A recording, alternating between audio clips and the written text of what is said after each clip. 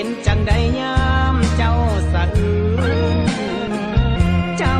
มักเขาหลายหนีจากอายให้นอนกำคืนทรมานสุดที่จะฝืนบาดนี้ขวัญยืนบาปกรรมสะนอง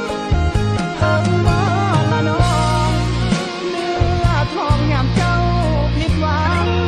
นั่งสะอื้นความรักเพพังหมดสิ้นความหวังน้ำตาไหลนองอยากสมน้ำหน้า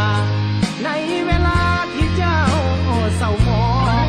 คนมากยาหลอกลวงคือน้องบาดยามเศร้าหมองบ่เห็นสิ่งงามอยากแต่อยากถาม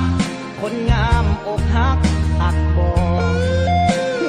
รู้สึกจังใดละน้องเจ็บคือกันบ่เมื่อเขาบ่สนอายเจ็บเกือบตายตอนเจ้าทิ่มอายไปนี้อีกคนเจ้าถือเขาทิ่มปล่อยปลาบ่สนจังใดหน้ามนต์อกหักมันขาดบ่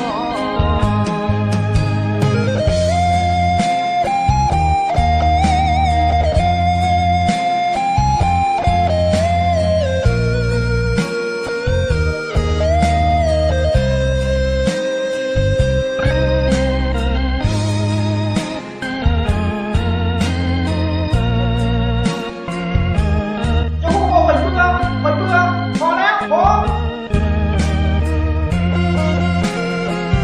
ทั้งบ่ละน้องเนื้อทองยามเจ้าผิดหวังนั่งสะอื้นความรักเพพังหมดสิ้นความหวังน้ำตาไหลนองอยากสมน้ำหน้าในเวลาที่เจ้าเศร้าหมองคนมากยาหลอกลวงคือน้องบาดยามเศร้าหมองบ่เห็นสิ่งงาม อยากแต่อยากถามคนงามอกหักหักบ่